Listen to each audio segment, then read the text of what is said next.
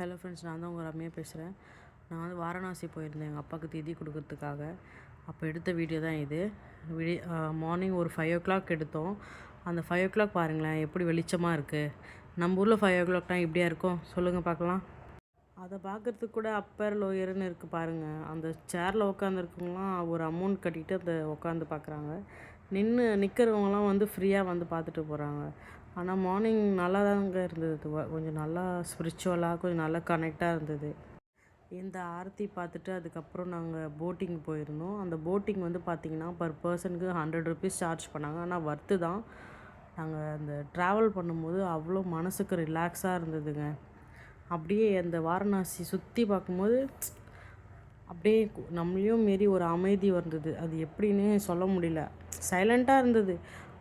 வாரணாசியில் ஒரு மாதிரி நம்ம கொஞ்சம் ரொம்ப நேரம் உட்காந்துருந்தாலோ அந்த இடத்துல இருந்தாலோ நம்மளையும் மீறி ஒரு ஃபீலிங்ஸ் வரும்னு சொல்லுவாங்க.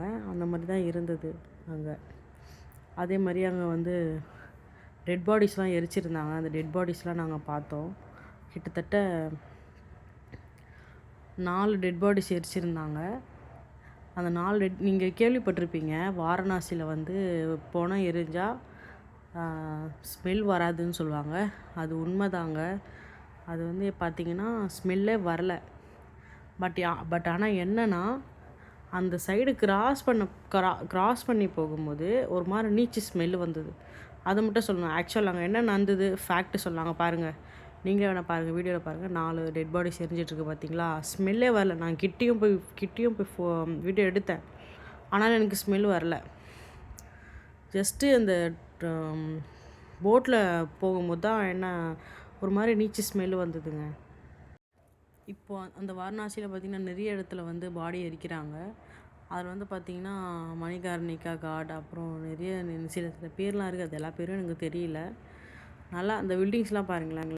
கங்கா தண்ணி வந்து கொஞ்சம் மோசமாக தாங்க இருக்காங்க. பாருங்கள் எவ்வளோ பொல்யூட்டடாக இருக்குங்க கொஞ்சம்.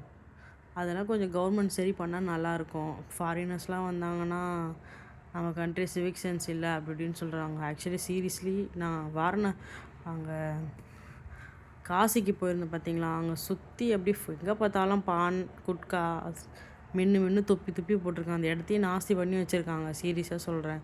ஒரு மாதிரி கஷ்டமாக இருந்தது. என்னடா இப்படி இருக்குது. நம்ம நார்த் இந்தியா ரொம்ப ஒஸ்ட்டாக இருக்குங்க. சவுத் இந்தியா எவ்வளவோ பரவாயில்லன்னு எனக்கு தோணுது. நம்ம சவுத் இந்தியாவை கம்ப்ளைண்ட் பண்ணிகிட்ருக்கோம். பட் ஆனால் நார்த் இந்தியாவில் தான் போனால் தெரியுது அங்கே எந்த வசதியும் இல்லை. நம்ம ஊர் சொர்க்கம். ஆனால் சீரியஸாக சொல்கிறேன். அதே மாதிரி தனுஷ் ஷூட் பண்ண ப்ளேஸு அதெல்லாம் பார்த்தோம். இப்போ அந்த போட்டுக்கு பார்த்திங்கன்னா 100 rupees தான் சார்ஜ் பண்ணுறாங்க. இப்போ நான் இந்த வீடியோ எதுக்கு போடுறேன்னா என்னோடய எக்ஸ்பீரியன்ஸ் வந்து நான் ஷேர் பண்ணிக்கிறேன். நீங்கள் வந்து சப்போஸ் நீங்கள் ட்ராவல் பண்ணுற மாதிரி இருந்தால் இந்த மாதிரி உங்களுக்கு இப்போ போட்டிங்க்கு வந்து இவ்வளோ அமௌண்ட் அந்த மாதிரி நிறைய இருக்குல்ல. நீங்கள் சப்போஸ் ஃப்யூச்சரில் போனீங்கன்னா உங்களுக்கு கண்டிப்பாக இது ஏதாவது அட்லீஸ்ட் ஒருத்தருக்காச்சும் யூஸ் ஆகும். அதுக்காக தான் நான் இந்த வீடியோ போடுறேன். நீங்கள் காசிக்கு வாங்க, மனசு கொஞ்சம் ரொம்ப ரிலாக்ஸாக இருக்குது. இப்போ தாங்க நானே சேனல் ஆரம்பிச்சிருக்கேன். அதனால் கொஞ்சம் ஏதாவது சொதப்பிட்டாலோ இல்லை வாய்ஸில் ஏதாச்சும் உங்களுக்கு கொஞ்சம் டிஸ்டர்பாக இருக்க மாதிரி இருந்தாலும் கொஞ்சம் மன்னிச்சிடுங்க. உங்கள் வீட்டு பொண்ணான்னு நினச்சேன். இப்போ தான் ஸ்டார்ட் பண்ணியிருக்கேன். அதனால் இனிமேல் தான் கொஞ்சம் கொஞ்சமாக நான் பிக்கப் பண்ணணும் எல்லாத்தையும். தேங்க்யூ, பாய்.